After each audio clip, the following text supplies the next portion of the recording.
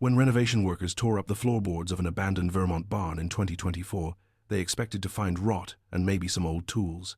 What they discovered instead was a collapsed well shaft hidden beneath decades of concealment, and inside that dark chamber lay the answer to a mystery that had haunted a small town for 40 years. The belongings of 11-year-old Andrew Phelps, the boy who walked into a snowstorm in 1984 and simply vanished, were finally found. But the real shock came when DNA analysis revealed who had been there with him that day, a name that would shatter everything the community thought they knew about that winter afternoon. Before we carry on, please hit the subscribe button to make my day and let me know where you are watching from in the comments. The morning of December 14th, 1984, started like any ordinary Friday in Whitford, Vermont. Andrew Phelps woke to his mother, Margaret's voice, calling up the narrow staircase of their two-story farmhouse, the smell of cinnamon toast drifting through the cold air. He was a thin boy with sandy brown hair that never quite stayed combed. Freckles scattered across his nose like someone had flicked a paintbrush at his face. His teachers at Whitford Elementary described him as quiet but curious, the kind of kid who asked thoughtful questions about why leaves changed color or how birds knew when to fly south.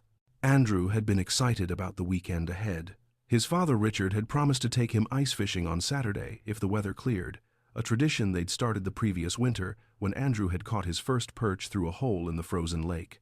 The boy had spent the past week reading about different fish species in Vermont waters, memorizing facts about chain pickerel and yellow perch and northern pike, eager to impress his father with his knowledge. He'd even drawn diagrams in his notebook during study hall, sketches of fish with carefully labeled fins and scales, the kind of detailed work that showed how his mind worked, methodical and thorough despite his young age.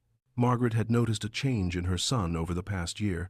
He was growing more independent, more confident in small ways. He'd started making his own breakfast on weekends, carefully measuring out cereal and milk, cleaning his bowl without being asked.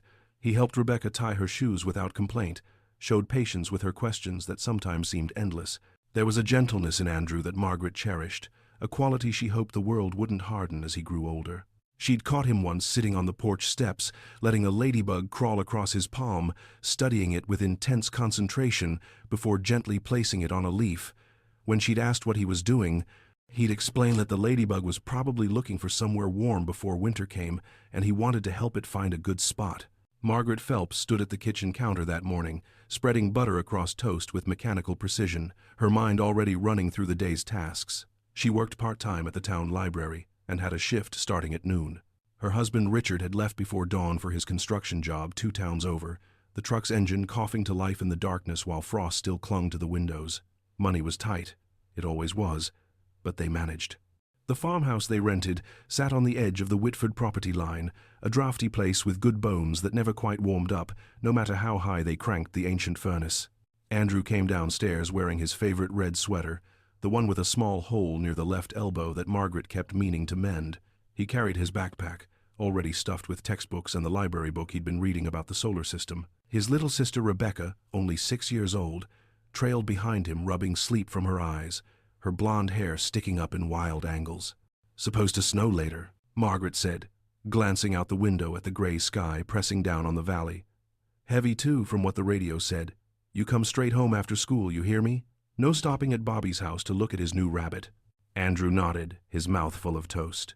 Bobby Henderson was his best friend, a round-faced boy who lived 3 houses down and collected animals the way other kids collected baseball cards. Last week it had been a rabbit named Sprinkles. The week before, a turtle he'd found by the creek. "Promise," Andrew said, washing down the toast with a gulp of milk that left a white mustache on his upper lip.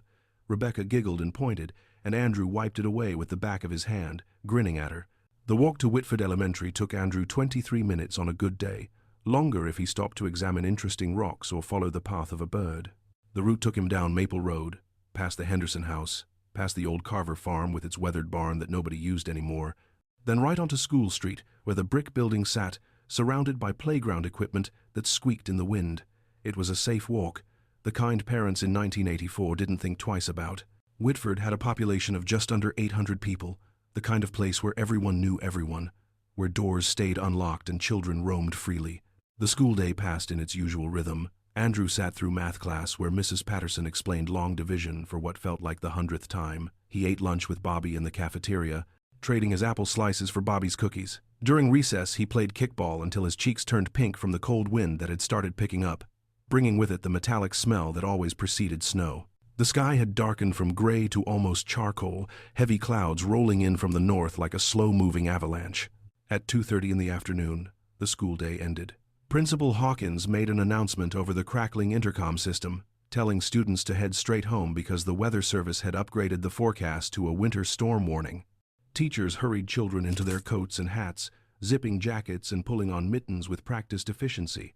Andrew bundled into his blue winter coat, the one that was slightly too big because Margaret had bought it with growing room in mind, wrapped his striped scarf around his neck, and pulled on his red knit hat. Bobby caught up with him in the hallway, his own coat barely zipped. "Want to come see Sprinkles? Just for a minute? I taught her a new trick." Andrew hesitated, remembering his mother's words that morning. But the first fat snowflakes were just starting to fall, speckling the windows like someone was throwing rice at the glass. He had time, just a quick visit. 10 minutes, Andrew said. "Then I gotta get home." They walked together down School Street, their boots crunching on the first thin layer of snow accumulating on the sidewalk. Other children scattered in different directions, some being picked up by parents in cars that idled at the curb, exhaust pipes puffing white clouds into the frigid air. The temperature had dropped noticeably, and the wind had teeth now, biting at any exposed skin. At Bobby's house, they spent exactly 8 minutes in the garage where Sprinkles lived in a large wire hutch filled with hay. Bobby demonstrated how the rabbit would hop in a circle when he held up a carrot, and Andrew laughed, the sound bright in the cold garage. But through the small window he could see the snow falling harder now, the flakes smaller and angrier, driven sideways by gusts that made the bare tree branches dance and sway. "I gotta go," Andrew said, already backing toward the door. "My mom's gonna kill me if I'm late." Bobby nodded, scooping up Sprinkles for one last cuddle. "See you Monday?"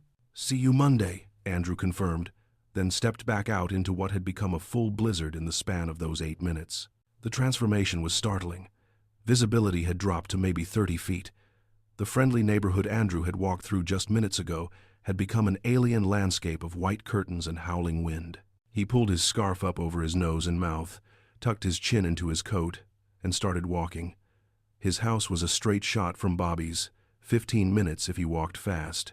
Maple Road to the edge of town, past the Carver farm, then the left turn onto the narrow drive that led to his family's rental house. Andrew put his head down and pushed forward. The snow stung his eyes when he tried to look up, so he watched his feet instead, one boot in front of the other, creating footprints that filled in almost immediately behind him. The world had gone silent except for the wind, a constant roar that swallowed all other sounds. No cars passed, no other people appeared through the white chaos. It was just Andrew and the storm. He passed what he thought was the Henderson mailbox, though it was hard to tell with snow already piling up on every surface. His fingers inside his mittens had started to ache from the cold, that deep throb that comes before numbness.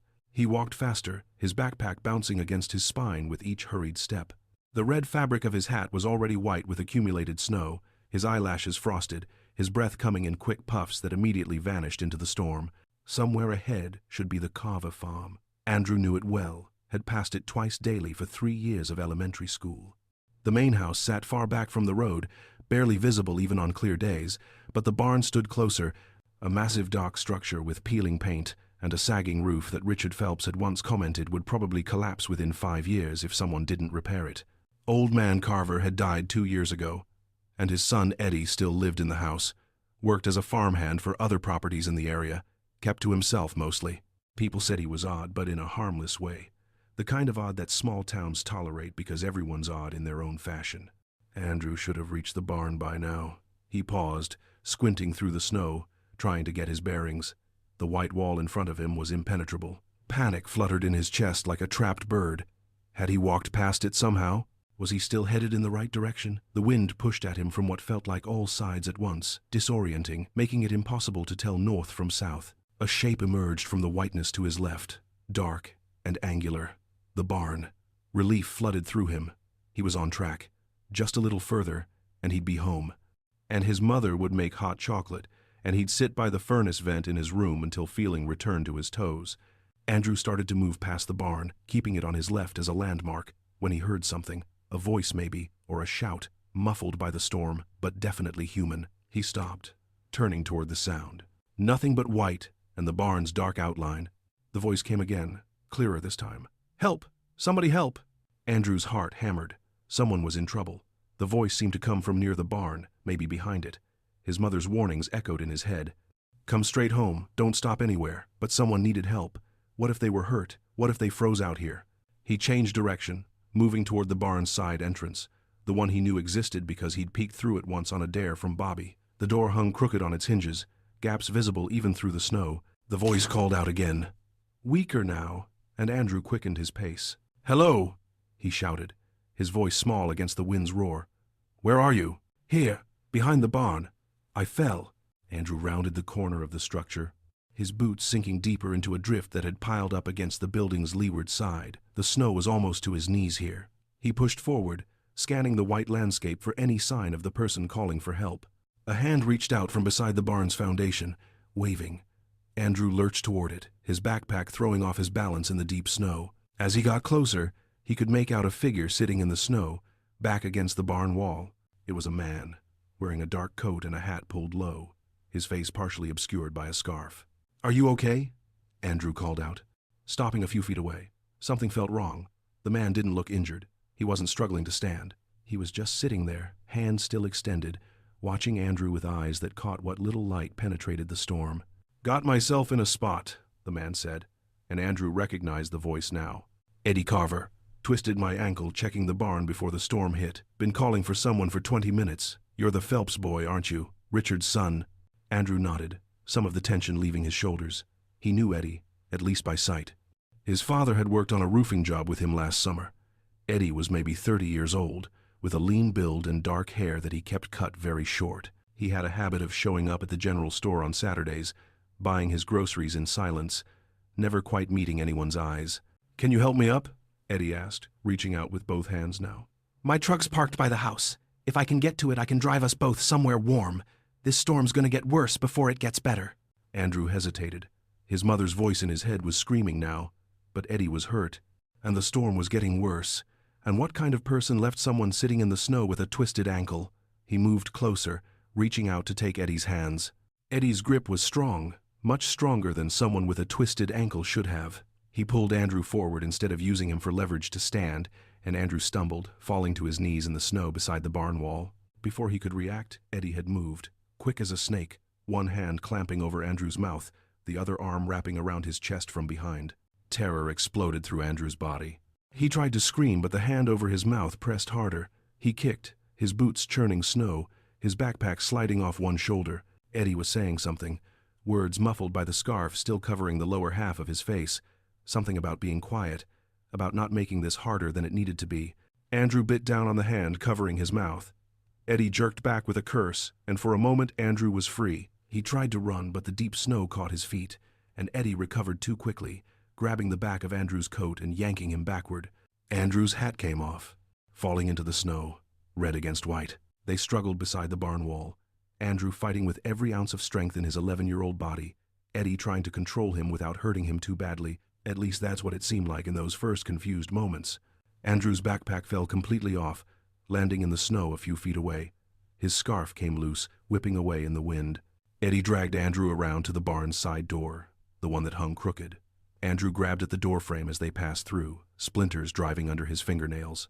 But Eddie was too strong. Inside the barn, the world became suddenly quieter. The wind's roar diminished to a muffled howl. Pale light filtered through gaps in the wall boards and the broken windows high up near the roof. The barn's interior was a cavern of shadows and forgotten farm equipment. Old stalls lined one wall, their gates hanging open or missing entirely. In the center of the space, the floor was uneven, some boards missing, others sagging dangerously. In the far corner, barely visible in the dim light, Andrew could make out what looked like an old well cap, a wooden square set into the floor. Eddie half-dragged, half-carried Andrew across the barn floor toward that corner. Andrew screamed now, not caring anymore about the hand that had been over his mouth, screaming for his mother, for his father, for anyone who might hear. But there was no one. The storm outside would swallow any sound that made it beyond the barn walls, and the nearest occupied house was Eddie's own, 50 yards away through the blizzard. "Shut up," Eddie hissed, and there was panic in his voice now, desperation. "Just shut up and listen. I didn't mean for. You shouldn't have come back here." Andrew didn't listen. He thrashed and kicked and screamed until his throat was raw. Eddie slapped him once across the face, not hard but enough to stun him into momentary silence. In that silence, Andrew heard Eddie breathing hard, heard the wind outside, heard the creak of old barn boards settling. "You're gonna stay here for a while," Eddie said, and his voice had changed, become almost apologetic. "Just for a while, until I figure this out. I got food and water. I'll bring it to you. But you gotta stay here, and you gotta be quiet." He pulled Andrew toward the well cap, and that's when Andrew understood what was about to happen. The well. Eddie was going to put him down the well. Renewed terror gave him strength, and he fought like a wild animal, biting and scratching and kicking. But Eddie was an adult, a farmhand who worked physical labor every day, and Andrew was a thin 11-year-old boy who spent his free time reading about planets. Eddie pulled up the well cap. The square of darkness beneath yawned like a mouth. The well had been covered for years, unused, probably forgotten by everyone except Eddie, who lived on this property. It wasn't deep, maybe 12 feet, the kind of well that had been hand-dug generations ago before electric pumps and municipal water. The bottom was dirt, long since dried out after the water table had dropped or shifted. "I'm sorry," Eddie said, and he sounded like he meant it, which somehow made everything worse. "I'm sorry, kid. But you saw me, and I just can't have anyone knowing you'll be okay down there. I promise I'll come back." He lowered Andrew into the well opening, holding him by his armpits. Andrew's feet kicked frantically at the air, finding nothing. Then Eddie let go. Andrew fell, a short drop but long enough for his stomach to lurch, long enough for one more scream to tear from his throat. He hit the bottom hard, pain exploding through his left ankle and radiating up his leg. Above him, Eddie's face appeared as a pale oval against the rectangle of dim barn light. "I'll come back," Eddie said again. "Tonight, after the storm, I'll bring you out and we'll figure something out. Just stay quiet." The well cap slid back into place, and the world went completely black. Andrew lay at the bottom of the well, his ankles screaming with pain, his body shaking with shock and terror and cold. He could hear Eddie's footsteps above, moving away, then silence, except for the muted sound of the storm and his own ragged breathing. He tried to stand, but his ankle wouldn't support his weight, sending fresh waves of agony through his leg that made him cry out despite himself. The darkness was absolute. He couldn't see his own hand when he held it in front of his face. The walls pressed in on all sides. Dirt and stone and suffocating closeness. He was maybe 4 feet wide in any direction, barely room to extend his arms. When he looked up, he could see thin lines of light around the edges of the well cap, but that was all. Time became meaningless. Andrew cried until he had no tears left, called for help until his voice gave out to a whisper. His ankle throbbed in rhythm with his heartbeat.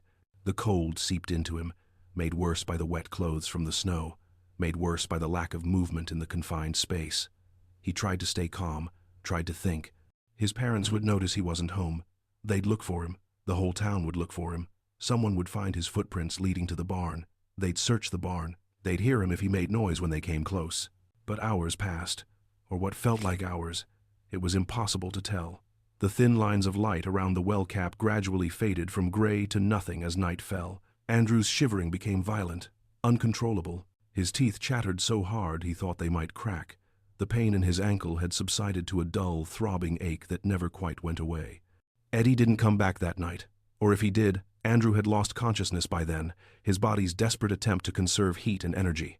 In the darkness, in the cold, in the terrible silence broken only by the storm's fury far above, Andrew Phelps slipped away from the world that was frantically starting to search for him. Above ground, Margaret Phelps had started to worry at 3:30 when Andrew wasn't home. She stood at the front window, watching the storm intensify, her hands wrapped around a mug of coffee that had long since gone cold. She told herself he'd stopped at Bobby's despite her warnings, that he'd be walking through the door any minute with snow in his hair and an apologetic smile. But 3:30 became 3:45, then 4 o'clock, and the knot in her stomach pulled tighter with each passing minute. She called Bobby's house, her fingers trembling as she dialed, and Bobby's mother, Diane, answered on the second ring. Yes, Andrew had been there. No, he'd left almost an hour ago. Diane's voice had shifted from friendly to concerned as she absorbed Margaret's worry, promising to have Bobby tell her everything he remembered about Andrew's departure. By 4 o'clock, when Richard returned from work to find her pacing by the window, that worry had transformed into fear. Richard immediately drove to the school, but it was empty. He drove to Bobby Henderson's house, where Bobby's mother confirmed Andrew had left at 2:45, right after visiting the rabbit. Bobby stood in the doorway behind his mother, his face pale, already understanding that something terrible was happening. He described how Andrew had been worried about getting home, how he'd only stayed 8 minutes, how he'd left heading in the right direction. Bobby's voice cracked when he said that Andrew had waved goodbye from the sidewalk, one last wave before the snow swallowed him up. Richard drove the route Andrew would have taken, going slowly despite his panic, scanning both sides of the road through the heavy snowfall. He saw nothing. No small figure trudging through the storm. No sign of his son. Other parents were out now too, the community responding to phone calls that spread through town like ripples in water. Andrew Phelps was missing. Last seen walking home from school, wearing a blue coat and red hat. Please help look. Please keep an eye out. By 5 o'clock, as the storm reached its peak intensity, half the town was out searching despite the conditions. They called Andrew's name into the white darkness, flashlight beams cutting through the snowfall, finding nothing. The search continued through the night, men and women from the community joining law enforcement officers who had arrived from the county seat, all of them pushing through drifts that were already knee-deep in climbing. Tom Bradley, who owned the hardware store on Main Street, organized volunteers into search grids, trying to impose order on the chaos of fear and adrenaline. His own son was Andrew's age, safe at home but could easily have been the one lost in the storm, and that knowledge drove him through the night without rest. Sarah Perkins, a nurse at the county hospital, set up a warming station in the firehouse where searchers could come in from the cold, drink hot coffee, warm their frozen fingers before heading back out. She kept a pot of soup going all night, pressing bowls into the hands of volunteers who were too focused on the search to remember they needed to eat. Pastor James Whitmore from the community church opened the building so people could use the bathrooms, make phone calls, coordinate their efforts. He led a prayer circle at midnight for those who needed that kind of comfort, his voice strong despite the tears running down his weathered cheeks. The state police brought in tracking dogs at first light on December 15th. German shepherds trained to follow scent trails, but the storm had obliterated most useful scents. The dogs were confused, circling and whining, picking up fragments of trail only to lose them again in the chaos of smells left by dozens of searchers who'd already trampled through the area. One dog did alert near the Carver barn, pulling hard on its leash and barking at the structure, but when handlers searched inside and found nothing, they assumed the dog was reacting to animal scents, old hay, the accumulated smells of decades of farm use. They found Andrew's backpack at first light the next morning, December 15th, buried in snow beside the old Carver barn. They found his red hat a few feet away. They found his scarf tangled in the bare branches of a bush 20 yards past the barn. And they found his footprints, mostly filled in but still visible, leading from Maple Road toward the barn, and then simply stopping, as if he'd vanished into thin air. The barn was searched thoroughly, or so everyone thought. Officers walked through the dark interior, flashlights sweeping across old farm equipment and rotted hay bales. They looked in the stalls, behind equipment, up in the hayloft. They noted the missing and damaged floorboards, the general state of decay, the isolation of the structure. One officer even walked across the well cap without realizing what it was, just another section of old barn floor. Eddie Carver was questioned, of course. He stood in his kitchen with 3 officers, his face pale but composed, answering every question. Yes, he'd been home during the storm. No, he hadn't seen Andrew or heard anything unusual. Yes, they could search the property, search anywhere they wanted. He seemed genuinely shocked and concerned, even offered to join the search efforts. The officers found nothing suspicious in his house, nothing in his truck, nothing to suggest any involvement. What the investigators didn't know, couldn't have known, was that Eddie had spent that entire night sitting at his kitchen table, a bottle of whiskey in front of him, his hands shaking every time he reached for the glass. He'd gone back to the barn 3 times during the search, standing in the darkness, listening to the voices, calling Andrew's name, standing directly above the well where the boy lay silent and still, and each time he'd opened his mouth to confess and each time the words had stuck in his throat, fear had locked them there. Fear of prison, fear of his life ending, fear of becoming the monster everyone would see when they looked at him. Because he wasn't a monster, he told himself. It had been an accident, a mistake, a moment of panic that had spiraled into tragedy. He'd only meant to scare Andrew to keep him quiet about seeing Eddie near the barn that day. Eddie had been there looking for something he'd hidden years ago, something he'd stolen from a farm he'd worked on, tools and equipment he'd stashed in the barn and meant to sell. He couldn't have Andrew telling anyone he'd seen Eddie there, couldn't risk questions about what he was doing, and so he'd called out for help, lured the boy closer, and then everything had gone wrong so fast. Eddie had grabbed Andrew thinking he'd just hide him in the barn for an hour, scare him into keeping quiet, but Andrew had fought and screamed and Eddie had panicked. The well had seemed like a solution, a temporary one, just put the boy down there while Eddie figured out what to do. But by the time Eddie had worked up the courage to go back, hours later, Andrew had already succumbed to the cold and the injuries from the fall. Eddie had climbed down into that well in the darkness, felt for a pulse, and found nothing. And in that moment he'd made the choice that would define the rest of his miserable life. He'd covered up what he'd done, literally and figuratively, pulling the well cap back into place and walking away from the boy he'd killed through stupidity and cowardice. The search continued for days, then weeks. The FBI got involved. Posters went up across Vermont, across New England, across the country. Missing child, 11 years old, last seen walking home from school in Whitford, Vermont on December 14, 1984. Brown hair, blue eyes, wearing a blue winter coat and red sweater. A tip line was established. Hundreds of calls came in, each one investigated, each one leading nowhere. Margaret Phelps aged 20 years in those first few months.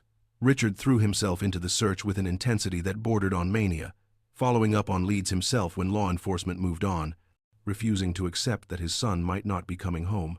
Rebecca stopped talking for 6 weeks, communicating only in whispers when absolutely necessary. The prevailing theory became that Andrew had gotten disoriented in the storm and wandered off Maple Road into the woods that bordered the north side of town. Those woods were dense, full of ravines and streams, places where a lost child might fall, might be covered by snow, might be hidden until spring thaw. Search teams combed every acre, but Vermont wilderness is vast and unforgiving, and a small body can disappear forever in its depths. Some people whispered darker theories: abduction, human trafficking, a predator passing through town who'd seen an opportunity in the chaos of the storm. But there was no evidence. No suspicious vehicles reported. No strangers seen in Whitford that day. The town was too small, too close-knit. Someone would have noticed an outsider. Eddie Carver continued his life. He showed up for work, spoke politely when spoken to, kept his property maintained well enough that no one complained. If he seemed a bit more withdrawn after Andrew's disappearance, well, the whole town was traumatized. Everyone handled it differently. Years passed. The sharp edge of tragedy dulled into chronic grief.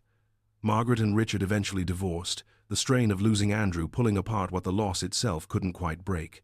They'd tried to hold it together, tried therapy and support groups and long conversations that went nowhere because no words could bridge the canyon that Andrew's absence had carved between them. Richard blamed himself for not driving Andrew to school that morning, for being at work when his son needed him, for not searching harder or longer or more effectively.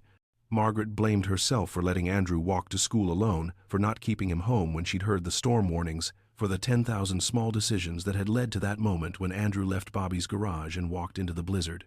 They blamed each other too, though neither said it directly. It lived in the silences between them, in the way Richard would leave the room when Margaret talked about Andrew, in the way Margaret would flinch when Richard suggested they box up Andrew's belongings. They tried to make it work for Rebecca's sake, maintaining a semblance of family unity, but children sense the fractures even when adults try to hide them. Rebecca grew up watching her parents move around each other like strangers, polite and careful and desperately sad. The divorce was finalized in 1991, 7 years after Andrew's disappearance. Richard moved to Boston, unable to bear the sight of Whitford's streets anymore, every corner a reminder of the son who should have been there. He got a job with a larger construction company, threw himself into work with an intensity that worried his colleagues, volunteered for every overtime shift and out-of-town project that would keep him busy and distracted. He dated occasionally but never remarried, never let anyone get close enough to see the guilt and grief he carried like stones in his pockets. Margaret stayed, working at the library, maintaining Andrew's room exactly as he'd left it that morning, dust gathering on the solar system book he'd never returned. She became known in town as the woman who'd lost her son, her identity forever fused with that tragedy. People spoke to her in careful tones, avoiding mentions of their own children's accomplishments, treating her like something fragile that might shatter at any moment. She attended every support group meeting for parents of missing children, drove to Burlington once a month to meet with other families who understood the particular hell of not knowing. She kept a journal filled with letters to Andrew, pages and pages of words he'd never read, updates about Rebecca's life, about the changes in Whitford, about how much she missed him and how sorry she was for failing to protect him. In 1997, 13 years after Andrew's disappearance, Margaret had a breakdown that landed her in the psychiatric ward of the county hospital for 2 weeks. She'd been found by a library co-worker, sitting in Andrew's room at 3 a.m, having broken into the house she'd sold 6 months earlier, talking to the empty space where his bed used to be. The new owners didn't press charges, understanding the depth of her pain, but the incident forced Margaret to confront the reality that her grief was consuming her. She started medication, intensified her therapy, slowly learned to function in a world where Andrew was gone and likely never coming back. She never stopped hoping, but she learned to live alongside the hoping rather than inside it. Rebecca grew up in the shadow of her brother's disappearance. She left Vermont for college and never moved back, building a life in Portland where nobody knew her as the sister of the missing boy. But the shadow followed her anyway, in nightmares where she watched Andrew walk into white storms over and over, in the panic attacks that struck when she saw children in red winter hats, in the complicated relationship she had with the month of December that made holidays a minefield of triggers and painful memories. She'd been only 6 years old when Andrew vanished, young enough that her actual memories of him were fragmentary and uncertain, mixed up with stories other people had told her and photographs she'd studied so many times they'd replaced genuine recollection. She remembered, or thought she remembered, Andrew reading her a book about a caterpillar before bed. She remembered, or thought she remembered, him letting her sit on his bed while he did homework, letting her color quietly beside him even though she must have been annoying. She remembered, or thought she remembered, feeling safe when he was around, protected in that way younger siblings feel when an older sibling is present. What she definitely remembered was the night he didn't come home. She remembered her mother's face, the way fear had transformed her features into something unfamiliar. She remembered searchers tracking snow through their house, boots leaving wet prints on the kitchen floor while adults talked in urgent voices. She remembered her father coming home with Andrew's red hat and the sound her mother made when she saw it, not quite a scream but close. She remembered being sent to stay with her grandmother for 3 weeks while the search continued, remembered not understanding why everyone was so upset, confident in the way children are that Andrew would come back because big brothers always came back. The understanding came gradually, over months and years. Andrew wasn't coming back. Andrew might be dead. Andrew might have been taken by someone bad. Andrew might be lost in the woods, or in a river, or 100 other terrible possibilities that adults whispered about when they thought Rebecca wasn't listening. She learned to read the grief on her parents' faces, learned that mentioning Andrew made them sad, learned eventually to not mention him at all except in therapy where she was supposed to talk about her feelings. Rebecca grew into a cautious child, then a cautious teenager, then a cautious adult. She didn't take risks. She always told people where she was going. She checked in constantly when traveling. She married a man, David Chen, who understood that her anxiety wasn't personal, that it came from a childhood spent learning that people could disappear without warning and never be found. They had 2 daughters together, Emma and Sophie, and Rebecca was perhaps overprotective but not suffocatingly so. She knew the statistics, knew that stranger abduction was rare, knew that her fear was disproportionate to actual risk.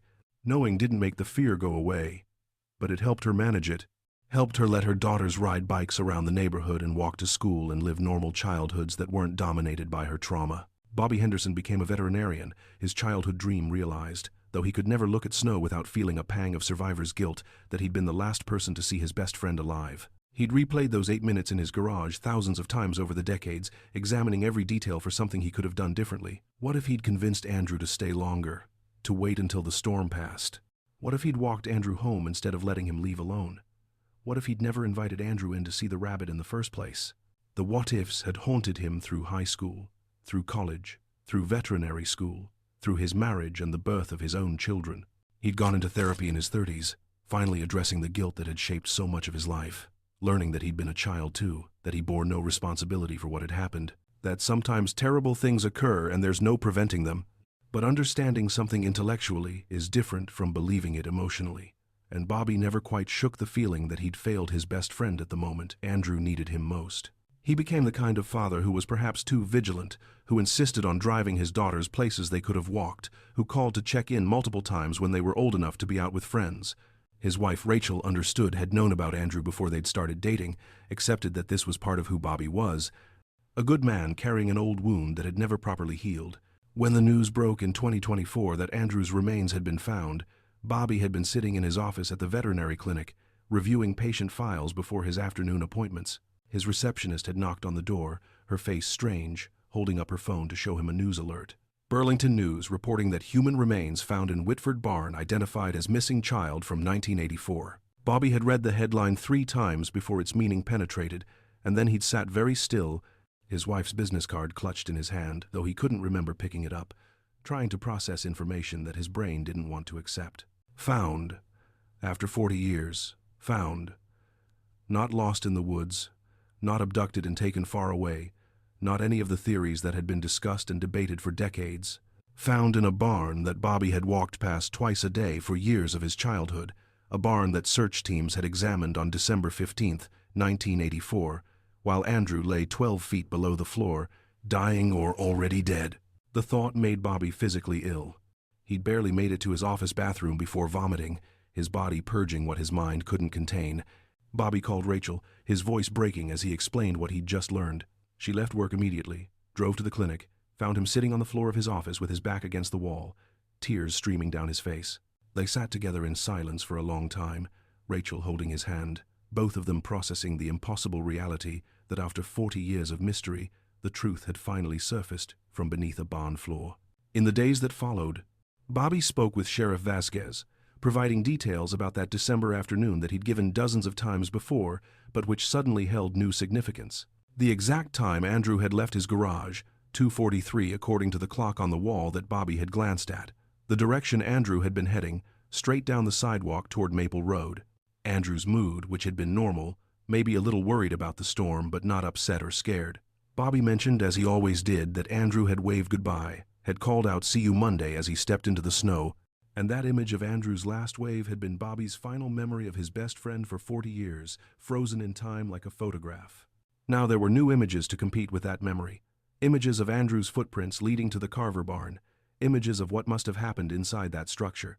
Images that Bobby's mind created, whether he wanted them or not, of Andrew falling into darkness, of Andrew calling for help that never arrived, of Andrew dying alone and cold and terrified in a prison barely wider than his own small body. Bobby knew these images weren't helping anyone, least of all himself, but knowing didn't make them stop. Eddie Carver lived alone in the old farmhouse. He never married, never seemed to form close relationships.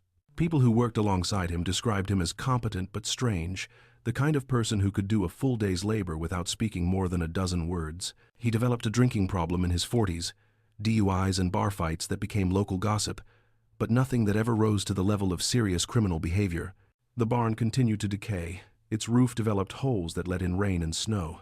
Its walls leaned further with each passing year. The property became known as the place where Andrew Phelps was last seen, a landmark of tragedy in a town that never quite healed from December 14, 1984.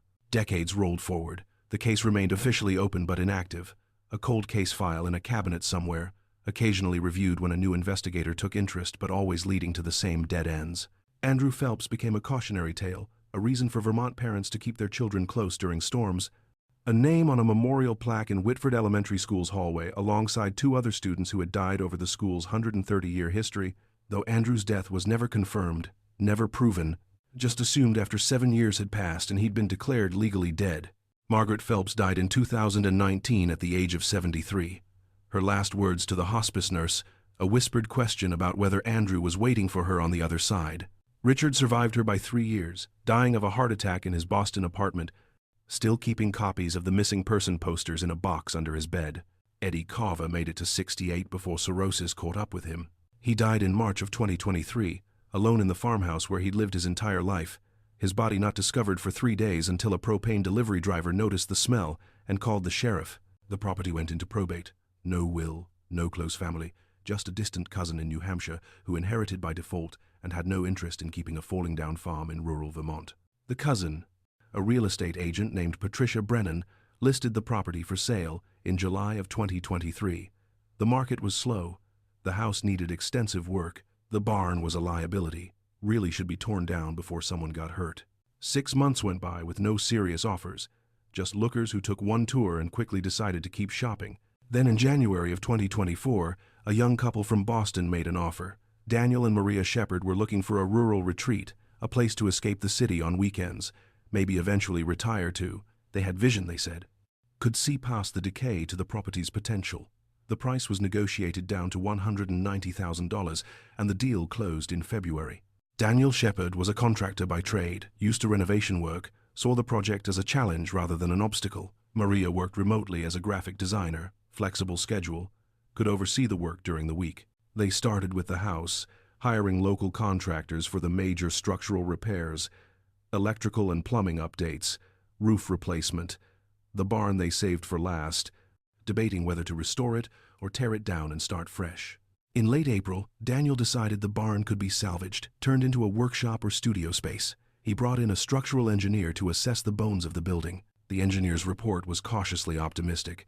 The frame was solid enough if they reinforced a few key points and completely replaced the roof and most of the wall boards. The floor was another question. Half the boards were rotted through, unsafe to walk on, would need to be torn out and replaced. The demolition started in early May. Daniel and a crew of 2 local workers began pulling up the old barn floor, board by board, revealing the dirt foundation beneath. It was slow, careful work, each board examined for salvageable wood, nails pulled and collected, debris hauled away in a rented dumpster. On May 8, 2024, around 2 in the afternoon, one of the workers named Jason Ridge was prying up boards in the far corner of the barn when his crowbar punched through rotted wood into empty space below. He pulled back, confused, and shined his flashlight into the hole he'd created. Darkness yawned back at him. More space beneath the floor than there should be. "Hey, Daniel," Jason called out. "Come look at this." Daniel crossed the barn floor carefully, testing each board before putting his full weight on it. He crouched beside the hole Jason had made, peering down with his own flashlight. The beam illuminated earthen walls, a chamber of some kind, maybe 5 feet across. "Old well?" Daniel suggested. "Covered over?" "Guess so," Jason said. "Want me to clear around it so we can see what we're dealing with?" Daniel nodded, and Jason went back to work, removing boards in a wider circle around the hole. Within 30 minutes, they'd exposed the entire well cap, or what remained of it. The wooden square was ancient, half-rotted, had probably been weakening for decades. It's a miracle it hadn't collapsed under anyone's weight during the 1984 search. Daniel found the edge of the cap, and together with Jason, they lifted it free. The square of wood came up in pieces, disintegrating in their hands. They set what remained aside and turned their flashlights down into the well. The bottom was maybe 12 feet below, the beam of light catching something that wasn't dirt. Fabric, maybe, and something else, pale and curved, sticking up from the earth at an angle. "What is that?" Jason asked, leaning further over the edge. Daniel's heart had started hammering. He'd seen enough crime documentaries, enough news stories. That pale, curved thing looked like bone. And that fabric looked like clothing. Blue fabric. A coat, maybe. "Back up," Daniel said quietly. "Don't touch anything else. I need to call the sheriff." Jason's face had gone white. "You don't think? That's not—" "Oh, God." Daniel was already pulling out his phone, hands shaking slightly as he dialed. The call connected to the Addison County Sheriff's Department, and Daniel explained what they'd found as calmly as he could manage. The dispatcher's professional tone cracked slightly when Daniel described what he was seeing, and she told him to stay there, don't go near the well. Deputies were on their way. Sheriff Linda Vasquez arrived within 20 minutes, lights flashing, followed by 2 deputies, and within the hour, a forensics team from the state police. They cordoned off the barn, set up lights around the well opening, and carefully, painstakingly, began the process of excavation and documentation. What they found in that well shaft would answer questions that had haunted Whitford for 40 years. At the bottom, partially buried in 4 decades of accumulated dirt and debris that had filtered through gaps in the rotted cap, lay skeletal remains that forensic examination would later confirm belonged to a juvenile male approximately 11 years old. Near the remains, they found scraps of blue fabric consistent with a winter coat, threads of red fabric consistent with a sweater, and a small metal zipper pull engraved with initials, A.P. They found other things, too. A wristwatch with a broken band, stopped at 327, a house key on a shoelace. And most telling, they found evidence that someone else had been in that well after Andrew. There were fibers from adult clothing, different from Andrew's. There were tool marks on the well walls, fresh, relatively speaking, maybe a few years old, suggesting someone had descended into the well at some point. And there was DNA. Forensic teams in 2024 had tools that didn't exist in 1984. They could extract DNA from tiny samples, from touch evidence, from traces left decades ago. They found DNA on Andrew's coat collar, in patterns consistent with someone grabbing or handling the coat. They found DNA on the well wall, in a smear that testing suggested was blood. Someone had cut themselves on the rough stone, left biological evidence behind. The forensic examination of Andrew's remains took several weeks. Conducted by a team of specialists from the State Medical Examiner's Office and the University of Vermont's Forensic Anthropology Department, Dr. Patricia Wheeler led the investigation, a woman in her 50s who'd worked dozens of cold cases and still felt the weight of each one. She'd been a graduate student when Andrew Phelps disappeared, remembered seeing his missing person poster in a coffee shop in Burlington, never imagining that 40 years later she'd be the one examining his remains. Andrew's skeleton told a story even after 4 decades in the earth. The fractures in his left ankle were consistent with a fall from height, specifically the 12-foot drop from barn floor to well bottom. The healing patterns, or rather the lack of them, indicated these fractures occurred perimortem, at or very near the time of death. There were abrasions on the finger bones, microscopic examination revealing patterns consistent with someone who'd clawed at rough surfaces, likely the stone and dirt walls of the well, trying desperately to climb out of an inescapable prison. The position of the remains provided additional information. Andrew had been found in a semi-seated position against one wall of the well, knees drawn up, arms wrapped around his legs. It was a position that suggested he'd consciously tried to conserve heat, to make himself as small as possible against the cold. Dr.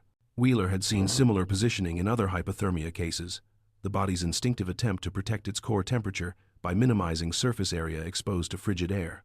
The cause of death was determined to be hypothermia, complicated by the ankle injury and possibly shock from trauma. Dr. Wheeler estimated, based on environmental factors and what they knew about hypothermia progression in children, that Andrew had likely survived for several hours in the well, maybe as many as 6 to 8 hours before his body temperature dropped below the threshold necessary to sustain life. The temperature on December 14, 1984 had been in the low 20s Fahrenheit, and inside an unheated structure like the barn, possibly even colder due to wind chill effects from air moving through gaps in the walls. A child, Andrew's size, approximately 70 pounds with minimal body fat, wearing winter clothing that had been soaked from snow, injured and unable to move effectively to generate warmth, would have lost body heat rapidly in those conditions. The progression would have followed a predictable pattern. First the intense shivering, the body's attempt to generate heat through muscle movement, then confusion and disorientation as core temperature dropped below 95 degrees. Then the cessation of shivering as the body's thermoregulatory system began to fail. Finally, loss of consciousness and cardiac arrest as essential organs shut down from cold. Those clinical descriptions haunted everyone involved in the case, but they were necessary. Understanding exactly what had happened to Andrew Phelps was part of giving him justice, part of ensuring that the truth was documented completely and accurately. Dr. Wheeler wrote her report with meticulous care, knowing that this document would be the final official account of Andrew's last hours, the permanent record that would outlast everyone currently alive who remembered him. The DNA evidence was processed by the Vermont Forensic Laboratory, with confirmation testing done by an independent lab in Massachusetts to ensure accuracy. The samples from Andrew's clothing and from the well wall were degraded after 40 years, but advances in DNA amplification techniques allowed the lab to extract usable profiles. The DNA on the coat collar showed mixture patterns, Andrew's DNA and someone else's, consistent with someone grabbing or forcibly handling the coat. The blood on the well wall was clearer, a single contributor profile that matched the XY chromosome pattern indicating male DNA. The DNA didn't match Andrew. It was male, adult, and when they ran it through databases, they got a hit. Eddie Carver had been arrested for DUI in 2006, and Vermont law required DNA samples from anyone arrested for certain offenses. His profile was in the system. Eddie Carver's DNA was in that well, on Andrew's clothing, on the well wall. Eddie Carver, who had died 8 months ago, who could never be brought to trial, never be questioned, never explain what had happened in that barn on December 14, 1984. The investigation that followed pieced together what they believed had occurred, though some questions would never be answered with absolute certainty. The working theory, supported by physical evidence and forensic analysis, suggested that Eddie had lured or forced Andrew into the barn, put him down the well, possibly intending to return for him but never did, perhaps afraid of being caught, perhaps thinking Andrew had already died from the cold and there was no point in risking exposure. Detective Marcus Riley, a veteran investigator with the Vermont State Police who'd been assigned to review the case, spent weeks building a psychological profile of Eddie Carver based on interviews with people who'd known him, records from his various arrests over the years, and patterns that emerged from the physical evidence. What Riley discovered was a portrait of a deeply troubled man who'd lived his entire life in fear and shame, whose single terrible decision on a December afternoon had poisoned every day that followed. Eddie had been known as a solitary person, but interviews revealed he hadn't always been that way. His elementary school teachers, the few still alive, remembered him as a quiet but not withdrawn child, average student, no behavioral problems of note. Something had changed in his teenage years. High school classmates described him as increasingly isolated, skipping social events, eating lunch alone, never participating in extracurricular activities. A guidance counselor's notes from 1972 when Eddie was 16, mentioned concerns about possible depression and recommended counseling that apparently never happened. Eddie's father had been a harsh man by all accounts, a farmer who believed in discipline delivered with fists and belt. Neighbors recalled hearing shouting from the Carver property, though no one had ever called authorities. That was how things worked in rural Vermont in the 1960s and 70s. What happened in a family stayed in a family, even when what happened was abuse. Eddie's mother had died when he was 12, cancer that took her quickly, and after that it was just Eddie and his father in that isolated farmhouse, and whatever happened between them had shaped Eddie into the man he'd become. The stolen tools that Eddie had apparently been hiding in the barn, the ones that might have motivated his initial interaction with Andrew, were never found. They'd probably been sold decades ago, their value long since converted to cash that bought bottles of whiskey and temporary oblivion from guilt. But Riley believed they understood the basic sequence of events. Eddie had been in the barn, probably retrieving or checking on stolen items he'd stashed there. Andrew had seen him, or was about to see him. Eddie panicked, called out for help to lure Andrew closer, then made the split-second decision that would haunt him forever. The physical evidence suggested a struggle near the barn's side entrance, then movement to the well location. The well cap would have been heavy for one man to move alone, but Eddie had been strong from years of farm work. He'd opened the well, put Andrew down into it, likely telling himself it was temporary, that he'd come back, that he just needed time to think. But time had stretched from minutes to hours to days, and at some point Eddie had realized that returning to the well meant confronting what he'd done, meant pulling out a dead child's body and trying to explain the unexplainable. So he'd left Andrew there, covered the well, and constructed a life built on that terrible secret. The drinking that started in his 30s was classic self-medication, an attempt to numb the guilt and horror of what he'd done. The bar fights and DUIs were symptoms of a man at war with himself, acting out in ways that invited punishment because he knew he deserved to be punished, but could never confess to the crime that actually warranted it. But the tool marks and the relatively fresh blood evidence suggested something else, something that made the whole story even more tragic. At some point years after Andrew's death, Eddie had gone back down into that well. Why? Riley had theories but no definitive answers. Maybe Eddie had been drunk and maudlin, overcome with guilt and a need to see what he'd done. Maybe he'd worried about the evidence degrading and wanted to ensure nothing remained that could identify Andrew. Maybe in his final years, as cirrhosis killed him slowly, he'd wanted one last confrontation with the choice that had defined his life. The blood on the wall was typed as Eddie's, matched his DNA profile perfectly. Its location, about 6 feet down the well wall, suggested he'd cut himself while descending or ascending, probably on a sharp edge of stone. The cut must have been significant to leave that much trace evidence, but Eddie had never sought medical treatment for it, another fact that fit his pattern of isolation and secrecy. Riley found himself feeling an unexpected and unwelcome pity for Eddie Carver, which he hated because Eddie didn't deserve pity.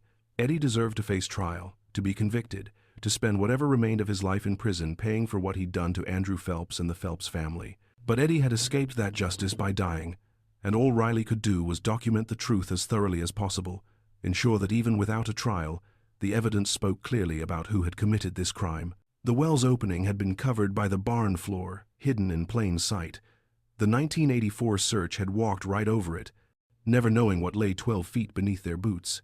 Eddie had only needed to keep quiet, to act normal, to let the town believe Andrew had wandered off into the storm, and it had worked for 40 years. The news broke on May 10, 2024. The headline screamed across Vermont and then across the country: missing Vermont boy found after 40 years and cold case solved. 1,984 disappearance tragedy confirmed, and DNA evidence links dead man to 1,984 child case. Whitford, population now around 900, was thrown back into the nightmare it thought it had learned to live with. Rebecca Phelps, now 52 years old and living in Portland under her married name Rebecca Chen, got the call from Sheriff Vasquez. She sat in her kitchen, phone pressed to her ear, listening to words that didn't quite make sense at first. Found. Brother. Barn. DNA. Eddie Carver. The room seemed to tilt, and her husband caught her before she fell, guided her to a chair, took the phone, and finished the conversation while Rebecca sat in shock. Bobby Henderson, now doctor. Robert Henderson, with a veterinary practice in Burlington, heard the news on television while eating dinner with his wife and teenage daughters. He set down his fork and left the table, locked himself in his office, and cried for the first time in decades, not just for Andrew, but for the childhood that had ended the moment his best friend walked out of his garage into that storm. The town of Whitford held a memorial service on May 20th. Hundreds of people attended, not just locals but people from across New England who remembered the case, who had followed the story, who felt connected to the tragedy in ways they couldn't quite articulate. Andrew's remains had been cremated per Rebecca's wishes, and she stood at the front of the Whitford Community Church, holding the urn that contained what was left of the big brother she barely remembered, the brother who had been gone for more of her life than he'd been present. She spoke to the gathered crowd, her voice steady despite the tears on her cheeks. She talked about how Andrew had been kind, how he'd read her stories before bed, how he'd defended her once when kids at school were mean. She talked about how her parents had never stopped looking, how the not knowing had eaten them alive, how in some terrible way she was grateful they'd both died before today because at least they died with hope, however fragile, rather than with this confirmed horror. She talked about Eddie Carver, about how she didn't understand what had happened that day, what had driven him to do what he did, whether it was planned or spontaneous, whether he'd intended to hurt Andrew or just hide him. She said she'd spent the last 10 days since learning the truth trying to feel anger, trying to hate a dead man for stealing her brother, but all she felt was tired and sad and old. Rebecca finished by thanking the shepherds, Daniel and Maria, who were sitting in the back pew looking shell-shocked and guilty despite having done nothing wrong. She thanked them for buying the property, for renovating the barn, for uncovering what needed to be found so that Andrew could finally rest. After the service, as people filed out into the May sunshine, Rebecca stood by the church steps, accepting condolences from strangers and old family friends. One woman, elderly and frail, approached with her daughter supporting her elbow. The elderly woman took Rebecca's hand in both of hers, her grip surprisingly strong. "I'm Dorothy Carver," she said quietly. "Eddie's aunt. I needed to tell you how sorry I am. I knew Eddie his whole life, and he was a quiet boy, but I never thought he had that kind of darkness in him. I'm so sorry for what he did, for what your family went through." Rebecca looked at this old woman, seeing the genuine anguish in her watery blue eyes, and found she had no anger for her either. What good would it do? Eddie was dead, beyond justice, beyond redemption, beyond explanation. His living relatives bore no responsibility for his actions 4 decades ago. "Thank you," Rebecca said, simply squeezing Dorothy's hands. "I don't blame you. I don't blame any of his family. He made choices that hurt people, but those were his choices." The weeks that followed brought media attention that Whitford hadn't experienced since 1984. News crews set up in front of the old Carver property, now owned by the shepherds who quickly grew to regret their dream of rural tranquility. Reporters tracked down everyone connected to the case, interviewing former searchers, former classmates of Andrew's, law enforcement officers who'd worked the original investigation. Some good came from the attention. The FBI used the case as an example in training seminars about the importance of thorough searches and the value of preserving cold case evidence for future forensic techniques. The Vermont legislature passed a law requiring more comprehensive property searches in missing child cases, including the use of ground-penetrating radar in structures where a child was last seen. The barn itself became a problem. Daniel and Maria Shepherd tried to continue their renovation plans, but the property was now infamous, the barn a crime scene even after forensics had finished processing it.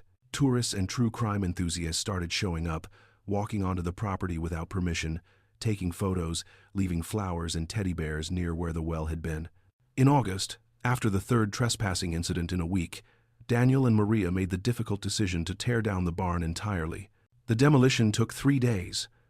Local news covered it, filming as the old structure was systematically dismantled, its boards and beams reduced to rubble that was hauled away to a landfill. When it was over, nothing remained but a concrete foundation and the filled-in well, capped now with proper concrete, a flat gray circle in the earth that would eventually be covered by grass. Rebecca came to Whitford one last time in September, drove the rental car down Maple Road past houses that looked both familiar and foreign, past the spot where Bobby Henderson's house had been. It was a different color now, different owners. Past the empty lot where the barn once stood. She parked and walked across the property, the shepherds having given her permission, and stood where the well had been. The September air was cool but not cold, nothing like December. Birds sang in the trees. Sunlight filtered through the leaves, creating dappled patterns on the grass. It was peaceful here, quiet in a way that felt intentional rather than oppressive. Rebecca opened the small bag she'd brought and pulled out a handful of photographs. Andrew at age 5, missing his 2 front teeth, grinning at the camera. Andrew at 7, holding a kitten at a county fair. Andrew at 9, standing next to their father in front of the rental house, both of them holding fishing poles.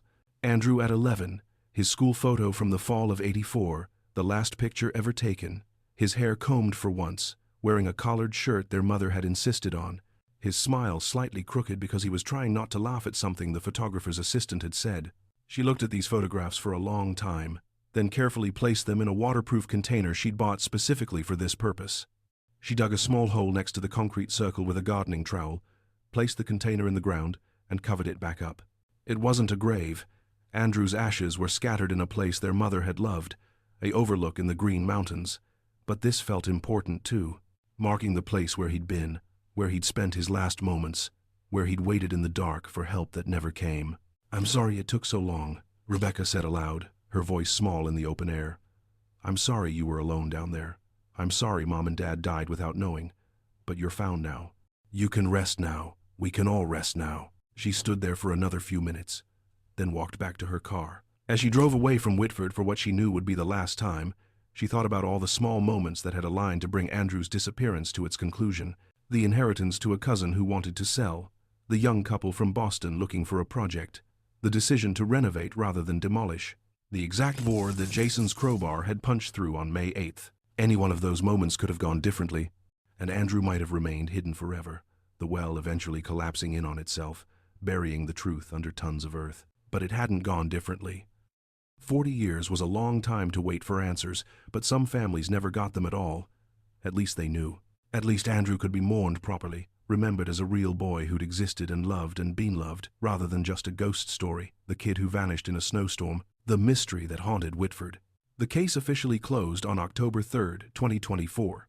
The Vermont State Police held a press conference, presented their findings, acknowledged that while Eddie Carver could never be prosecuted, the physical evidence left no reasonable doubt about his involvement in Andrew Phelps's death. They credited advances in forensic science, the diligence of the modern investigation team, and the cooperation of everyone involved in bringing closure to a 4-decade mystery. Rebecca watched the press conference on her laptop in Portland, her husband sitting beside her with his arm around her shoulders. When it was over, she closed the computer and sat in silence for a moment. Then she stood, went to the closet in their guest room, and pulled out a box she'd kept stored there for years. Inside were things from her childhood, photos and report cards and drawings, and buried at the bottom, a red knit hat that had been returned to her mother in 1985 after the investigation had finished processing it as evidence. Andrew's hat, found in the snow near the barn, one of the last things he'd touched. Rebecca held it carefully, noting the faded color, the stretched-out fabric, the small hole near the top. She carried it to the kitchen and made a decision. She wouldn't keep it anymore, this relic of tragedy. She donated it to the Vermont Historical Society, who was assembling an exhibit about missing children cases that had been solved through modern forensic techniques. Andrew's story would be told, not as a ghost story but as a real tragedy, and maybe it would help someone, somehow. The exhibit opened in December of 2024, 40 years to the month after Andrew's disappearance. It featured displays about 3 Vermont cases, including Andrew's, that had been resolved through advances in DNA technology and investigative techniques. Visitors walked through carefully designed rooms, reading about the cases, seeing photographs of the missing individuals, learning about the forensic methods that had finally provided answers. Andrew's section included his school photo, the one with the crooked smile blown up poster size on the wall. It included a timeline of events from December 14, 1984 to May 8, 2024. It included his red hat in a display case, and beside it, a simple placard that read, "Andrew James Phelps, 1973 to 1984, beloved son, brother, and friend, found after 40 years, may he rest in peace." On the opening night of the exhibit, Rebecca attended with her husband and daughters, who'd never met their uncle but who'd heard stories about him their whole lives. They stood in front of Andrew's photograph, 3 generations of family linked by memory and loss and the strange mercy of closure. "He looks like you, Mom," Rebecca's older daughter said, studying the photo. "Same eyes." Rebecca nodded, seeing it too. She'd never noticed before, but yes, Andrew's eyes were the same shape as hers, the same shade of blue. Genetics expressing themselves across decades, connecting past to present in ways that transcended death. In Whitford, life continued as it always had. The Shepherds finished their renovations, built a garden where the barn had stood, and decided to stay despite everything. The property was beautiful, they reminded themselves, and the tragedy wasn't theirs.